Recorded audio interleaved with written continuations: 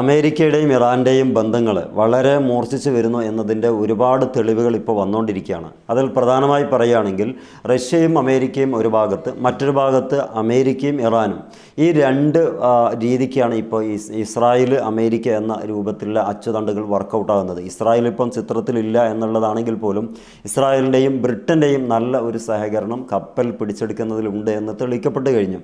അതിൽ പ്രധാനപ്പെട്ട വാർത്ത 7 മിനിറ്റ് മുമ്പായിട്ട് വന്നിട്ടുള്ള കരീബിയൻ കടലിൽ നിന്നും റഷ്യൻ ഓയിൽ ടാങ്കർ ഒലിന എന്ന് പറയുന്ന കപ്പൽ US കോസ്റ്റ് ഗാർഡ് പിടിച്ചെടുത്തിരിക്കുന്നു. അതോടൊപ്പം തന്നെ US പിടിച്ചെടുത്ത മറ്റൊരു കപ്പലാണ് ഇറാൻ്റെ ഉടമസ്ഥതയിലുള്ള മറ്റ് 2 കപ്പലുകളും, അഥവാ ഇറാൻ്റെ ഉടമസ്ഥയിലും അതേപോലെ തന്നെ ചൈനയുടെ ഉടമസ്ഥയിലുമുള്ള മറ്റ് 2 കപ്പലുകളും പിടിച്ചെടുത്ത് കഴിഞ്ഞു എന്ന വാർത്തയാണ് ഇപ്പോൾ വന്നത്. ഈ കപ്പലാണ് ഇപ്പം പിടിച്ചെടുത്തിട്ടുള്ളത്. ഈ കപ്പലിൻ്റെ അവസ്ഥ എന്ന് പറയുന്നത് ഇറാൻ്റെയും ചൈനയുടെയുമായിട്ട് ഉടമസ്ഥതയിൽ പോകുന്ന കപ്പലാണ്. കപ്പൽ പിടിച്ചെടുക്കുന്നതോടൊപ്പം തന്നെ കരീബിയൻ കടലിടുക്കിൽ നിന്ന് റഷ്യയുടെ മറ്റൊരു കപ്പൽ, ടോട്ടൽ അമേരിക്ക ഇപ്പോൾ പിടിച്ചു വച്ചിരിക്കുന്നത് റഷ്യയുടെയും ചൈനയുടെയും ഇറാൻ്റെതുമായിട്ട് പിന്നെ വെനിസ്വേലയും ആയിട്ടുള്ള 5 കപ്പലുകൾ പിടിച്ചെടുത്തു കഴിഞ്ഞു. ഇതിലെന്താണ് അവർ കാണുന്നത് എന്ന് ചോദിക്കുമ്പം, ഇവർക്ക് നിരുത്തരപരമായിട്ട് പെരുമാറുന്ന രാജ്യങ്ങൾ ഇനി ഈ അന്താരാഷ്ട്ര കപ്പൽ ചാലുകളിലൂടെ ഈ ഇന്ധന നീക്കങ്ങളോ ചരക്ക് നീക്കങ്ങളോ അനുവദിക്കാൻ കഴിയില്ല. പരിശോധന നടത്തിയതിന് മാത്രമേ ഈ ചാലുകളിലൂടെ അല്ലെങ്കിൽ കപ്പൽ ചാലുകളിലൂടെ യാത്ര സുഗമമാക്കുകയുള്ളൂ എന്ന ഒരു ധാർഷ്ട്യമാണ് അമേരിക്കയുടെ ഭാഗത്തുള്ളത്. അതെത്രത്തോളം ആളുകൾക്കിടയിൽ പ്രതിസന്ധി ഉണ്ടാക്കുന്നുണ്ട് എന്ന് ചോദിക്കുമ്പം റഷ്യ പറഞ്ഞു കഴിഞ്ഞു ഈ അമേരിക്കയുടെ ഈ നിലപാട് ഒട്ടും പൊറുപ്പിക്കാൻ കഴിയില്ല എന്നുള്ളത്. പക്ഷേ അതിൻ്റെ അലയൊലികളൊക്കെ നടക്കുന്നുണ്ടെങ്കിൽ പോലും ഇറാൻ നേരത്തെ പ്രഖ്യാപിക്കുകയും ചെയ്തു, ഞങ്ങളുടെ രാജ്യത്ത് അത്യന്താപേക്ഷിതമായ ഒരു ഇടപെടൽ നടക്കുന്ന സാഹചര്യം ഞങ്ങൾക്ക് തോന്നുകയാണെങ്കിൽ ഞങ്ങളത് ഇടപെടുക തന്നെ ചെയ്യും. അതിൽ ഇങ്ങോട്ട് ആക്രമിക്കട്ടെ എന്ന് കാത്തിരിക്കാൻ ഞങ്ങൾക്കിനി സാധിക്കില്ല.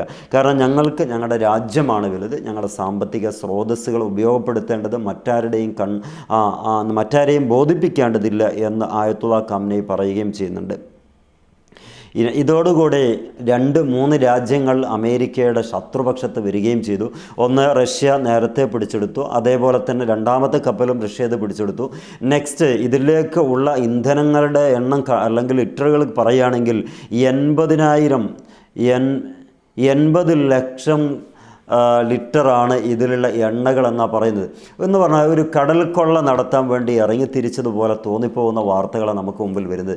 80 ലക്ഷം എണ്ണകൾ അഥവാ ഇന്ധനങ്ങൾ നിറച്ച കപ്പലുകൾ 5 എണ്ണത്തിൽ കൂടി പിടിച്ചെടുക്കുകയാണ് ചെയ്യുന്നത്. ആലോചിച്ച് നോക്കൂ, എത്രമേൽ അപകടം പിടിച്ച രീതിയാണ് ഇപ്പോൾ അമേരിക്ക നടത്തിക്കൊണ്ടിരിക്കുന്നത്.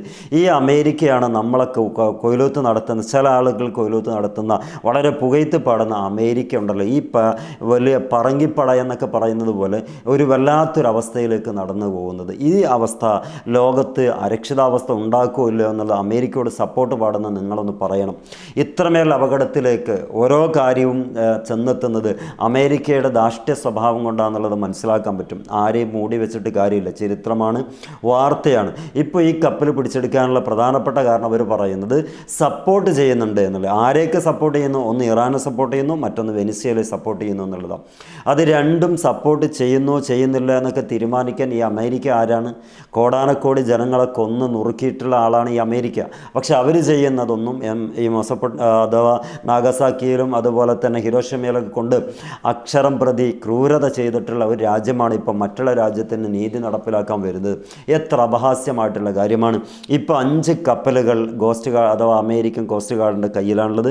അവർ പറയുന്നതനുസരിച്ച് ഇതിലുള്ള ജോലിക്കാരെയൊക്കെ സുരക്ഷിതമാണ്, പക്ഷേ എണ്ണ ഞങ്ങൾ വിട്ടുതരില്ല. എനിക്ക് തോന്നുന്നു അവിടുത്തെ GDP ഒക്കെ താഴെ കുതാക്കുത്തനെ എണ്ണം നോക്കി അറിയാൻ പറ്റും. 120% നെഗറ്റീവിലാണുള്ളത്. 120% മുകളിലാണ് ഇവരുടെ ധനക്കമ്മി എന്ന് പറയുന്നത്. GDP ഒക്കെ തകർന്ന് തരിപ്പണമായി പാപ്പറായിട്ടുള്ളത്. അവിടെ നിന്ന് ഇറങ്ങിപ്പുറപ്പെട്ടതാണ് ഈ ആളുകളൊക്കെ ഉള്ള രാജ്യത്ത് പോയിട്ട് കൊള്ളയടിക്കുക, കിട്ടുന്ന കപ്പലുകളൊക്കെ എന്തെങ്കിലും അന്യായം പറഞ്ഞിട്ട് അധീനതയിലേക്ക് കൊണ്ടുവരിക, എണ്ണകളൊക്കെ മറച്ചു വെക്കുക. ഏതൊക്കെയാണ് ഈ അവസ്ഥകൾ?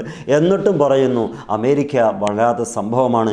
അമേരിക്ക അങ്ങനെ നാണുണ്ടോ എന്ന് ചോദിക്കുന്നത് ഈ യൂട്യൂബ് ചാനലിലൂടെ പറ്റില്ലെങ്കിലും അതുണ്ടെങ്കിൽ ആ അമേരിക്കയെ സപ്പോർട്ട് ചെയ്യാൻ ബുദ്ധിയുള്ള ആരും നിൽക്കില്ല.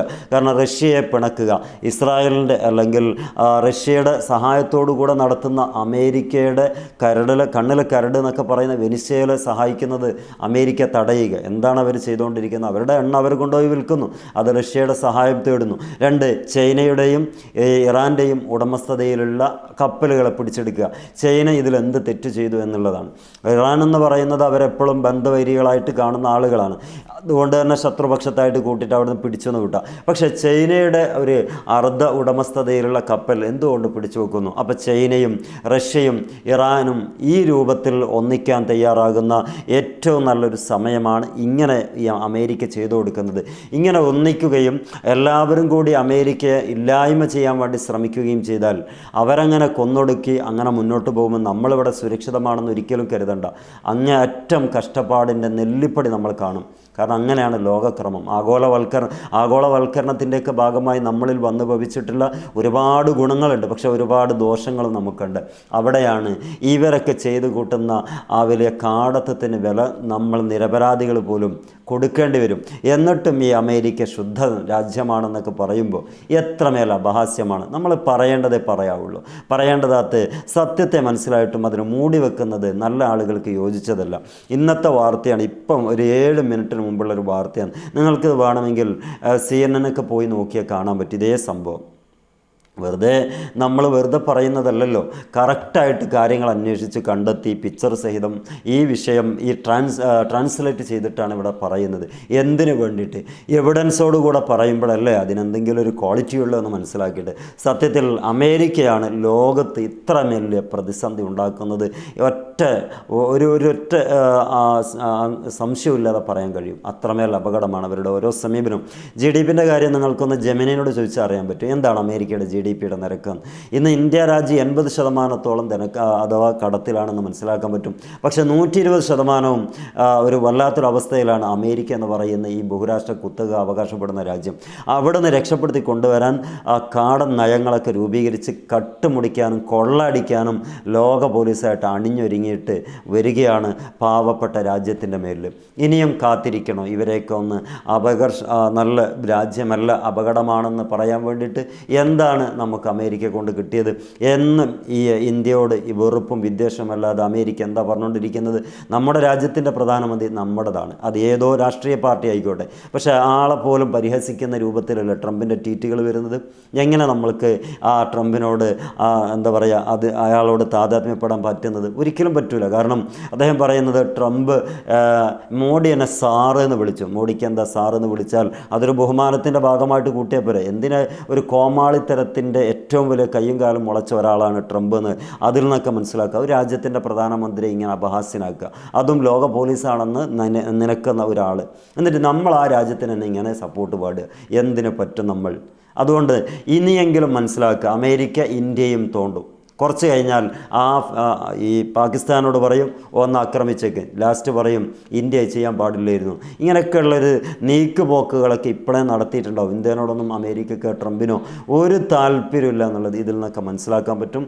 ഏതായിരുന്നാലും 5 കപ്പലുകളും 80 ലക്ഷം ലിറ്റർ എണ്ണയും ഈ അമേരിക്ക കൊണ്ടുപോയി.